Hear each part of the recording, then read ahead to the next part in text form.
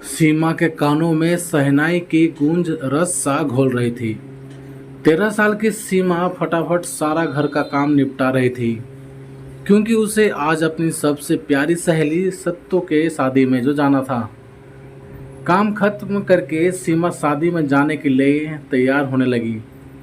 उसे बड़ा अचरज होता था जब सभी उसकी हम उम्र की लड़कियां चमकीले रंग के कपड़े पहनती थी और माँ उसके लिए सदैव फीके रंग के कपड़े लाती।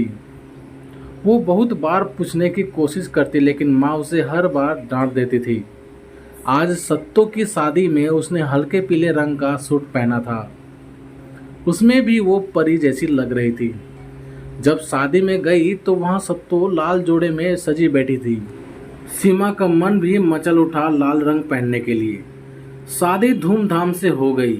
सीमा जब घर आई तो माँ से बोली, माँ, सत्तो लाल जोड़े में परी जैसी लग रही थी। तुम मुझे क्यों नहीं ला कर देती चमकीले रंग। हर बार की तरह इस बार भी माँ ने उसे डांट दिया। सीमा आंखों में पानी लेकर अपने पलंग पर जाकर सिसकने लगी। मन ही मन सोचा, कोई नहीं माँ, अब नहीं दिलाती मुझे लाल रंग के कपड़े। मैं मेरे शादी में तो लाल जोड़ा पहनूंगी ही, तब मुझे कोई रोक कर दिखाए। सीमा का बाल मन विद्रोह कर उठा। एक दिन सीमा बर्तन साफ कर रही थी, तभी घर में दो मेहमान आए। माँ ने भागकर दुपट्टा सीमा के सिर पर डाल दिया। वह घबरा गई कि आखिर ये लोग हैं कौन। खातिरदारी देखकर तो लड़के वाले लग रहे थे। सीमा की माँ फटाफट उसका सामान एक बक्से में बांध रही थी। सीमा ने माँ से पूछा, माँ, मेरा सामान क्यों बांध रही हो? मुझे कहाँ जाना है? माँ बोली, ससुराल। सीमा बोली, वो तो ठीक है, पर ये लोग कौन हैं? माँ ने कहा, ये तेरे ससुर और देवर हैं, तुझे लेने आए हैं। तेरे देवर की शादी है। सीमा चम्मच से देखती रह गई कि शादी कब हुई, अगर हुई भी है तो दूल्हा कहाँ है। इन सब बातों को सोचते सोचते सीमा सफ़ेद कपड़ों में ही ससुराल विदा हो गई, लाजोड़े का अरमान मन में लिए। वहाँ उसे पता चला कि उसकी शादी बचपन में ही हो गई थी और उसका पति छोटी उम्र में ही हैजे से मर गया था। सफ़ेद रंग को उसके माथे पर थोप कर, यानी वो बाल विधवा थी। सीमा ने सोचा, जब माँ बाप ने ही नहीं सोचा तो औरों से क्या शिकायत। वह देवर की शादी में दौड़ दौड़ कर सारा काम कर रही थी। हाँ, जहाँ सुहागन औरतों की कोई रीति होती तो वो बेचारी एक और बैठ जाती। सबको अच्छे अच्छे कपड़े पहनने देखती और स्वयं सफ़ेद साड़ी में लिपटी यहाँ से वहाँ काम करती रहती। देवर की शादी हो गई। देवरानी के रूप में एक सखी मिल गई। सारा दिन देवरानी और जेठानी सखियाँ बनकर एक साथ काम करती और फिर बैठकर बतियाती रहती। सास हमेशा बीमार ही रहती थी। देवरानी को चटकीले रंग पहनते हुए सीमा देखती तो मन में एक टीस सा उभरती, काश मैं भी। पर उसने नियति से समझौता कर लिया था। देवरानी माँ बनने वाली थी, 9वां महीना चल रहा था, पर भगवान को तो कुछ और ही मंजूर था। सीमा के जीवन में जो खुशियाँ लेकर आया उसी को उसने छीन लिया।